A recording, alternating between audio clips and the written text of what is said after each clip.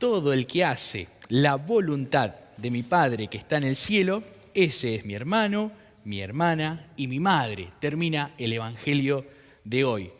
Y podríamos preguntarnos entonces, ¿cuál es la voluntad de Dios? O en otras palabras, más de lo mismo, ¿qué es lo que Dios quiere? De hecho, te cambia nuestro tono de voz cuando hablamos y decimos, si Dios quiere, esto va a salir, si Dios quiere, ponemos nuestra esperanza en Dios. Pero de la misma manera, muchas veces utilizamos a Dios como el último recurso. Bueno, que sea lo que Dios quiera. ¿Pero será eso la voluntad de Dios? ¿Qué entendemos nosotros por la voluntad de Dios? Obviamente Dios quiere para cada uno de nosotros que seamos felices, que vivamos en paz. De hecho, así lo encontramos a lo largo de toda la Biblia cuando Dios crea al hombre. De hecho, en el Eclesiastés hay una definición muy linda y dice, Dios hizo simple al hombre, Dios hizo bueno al hombre. Bueno, y en un segundo momento, pero el hombre se busca muchas complicaciones. Termina con otro final. Y vemos que en nuestro interior se nos da esa tensión entre la felicidad que anhelamos, entre la paz que buscamos y las cosas de la vida que nos van salpicando. Porque hay cosas que, a Dios al crearnos nos hace libres. Y nosotros podemos hacer lo que queramos, sí que podemos hacer. Pero no todo nos conviene. Puedo hacer lo que quiero, pero no todo me conviene. Y es ahí donde empieza a jugar en mi interior la felicidad y la tristeza. En otras palabras, el vivir en gracia o el pecado. Y muchas veces quizás no caigo en el pecado. Y hay situaciones de la vida que me asaltan, que me acechan, como una situación que no esperábamos, cuando nos toca abrazar alguna enfermedad, cuando nos toca enfrentar algún dolor grande en nuestra vida. Entonces nos ponemos a pensar otra vez, ¿esa es la voluntad de Dios? Que yo atraviese eso. La voluntad de Dios, volvemos al inicio, es que seamos felices, que vivamos en paz, que sepamos confiar en Él una vez más, de tener este abajamiento, de ser humildes a los ojos de Dios. Y es así donde reside en nosotros la fortaleza divina. Y es por eso que encontramos a lo largo de la historia, obviamente, nuestro norte, nuestro ejemplo, nuestro hermano, al ser bautizados, Jesús. Y es así donde tenemos también otras advocaciones de los santos, personas de carne y hueso que vivieron en este mundo, que también se distinguieron en una virtud. Y muchos de ellos, y yo diría que la mayoría, surgen en momentos complicados, en momentos difíciles, en momentos duros, en momentos que podríamos decir que son incomprensibles a los ojos humanos, pero totalmente válidos a los ojos de Dios. Entonces, me empiezo a preguntar ahora, ¿qué entiendo yo por la voluntad de Dios? ¿O cómo vivo yo la voluntad de Dios? ¿Confundo la voluntad de Dios con lo que yo quiero? ¿Realmente vivo esa paz que estoy buscando o esa felicidad aún en medio del dolor? Porque se lo puede vivir. Hoy, de hecho, nosotros tenemos este gran patrono en nuestra parroquia, San Roque González de Santa Cruz, ¿sí? Santo mártir, ¿sí? Que vivió y entregó su vida porque sabe que tiene su recompensa en el cielo. Entonces, ¿cuál es mi norte? ¿Realmente lo veo a Dios como este Padre misericordioso, como escuchábamos en la primera lectura del día de hoy? Señor, apacienta con tu callado tu pueblo, al rebaño de tu herencia. ¿Qué Dios es como tú que perdona las faltas? Él no mantiene su ira para siempre, porque ama la fidelidad. Él pisoteará todas nuestras faltas. ¿Cómo vivo yo? ¿Vivo todavía amargado, angustiado, triste, perdido? Es decir, ¿vivo en pecado? ¿O levanto la cabeza y confío en el Señor? ¿Cómo estoy viviendo esta voluntad de Dios? ¿Qué entiendo yo por la voluntad de Dios? Es decir, ¿puedo vivir esta paz en medio de un caos? Sí, con la gracia de Dios. ¿Puedo permanecer en un estado de felicidad que no es la felicidad de la carcajada, de estar feliz y de la guitarrita? No.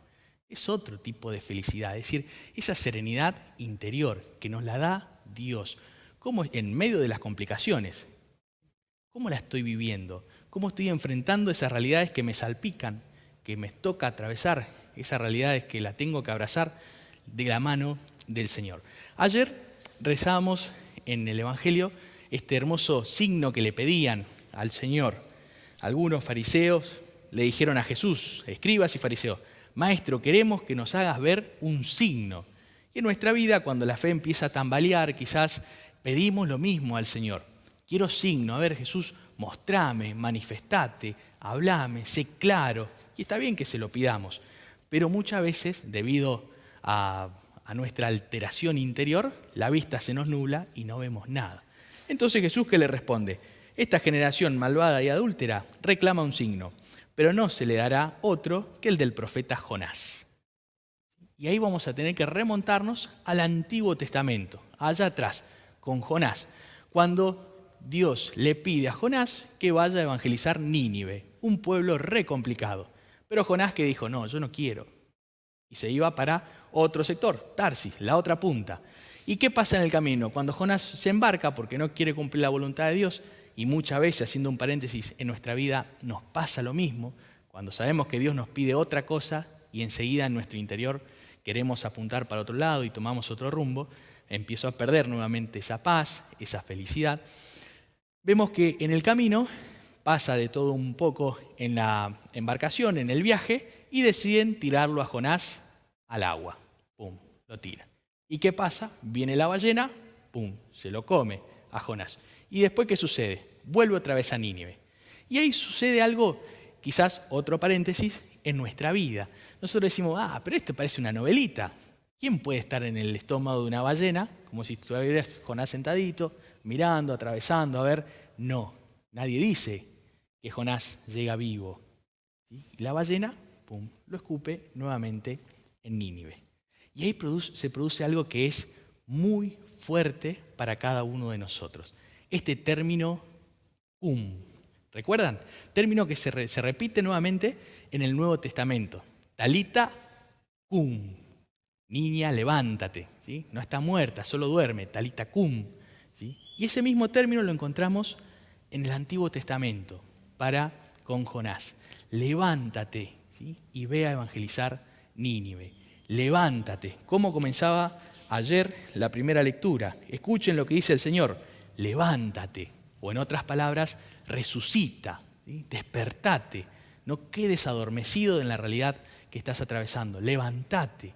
¿Sí? Levántate de donde estás.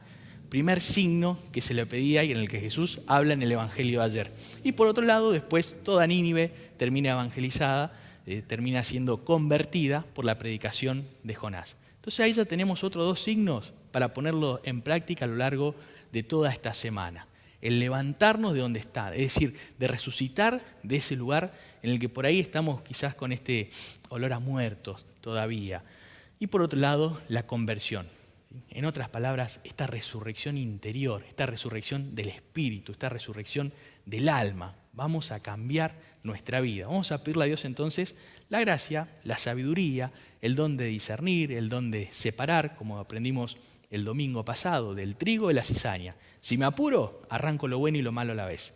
Si me tomo esa paciencia de Dios, empiezo a sacar de a poquito, a separar lo bueno, ¿sí? Lo que sirve, de aquello que no sirve.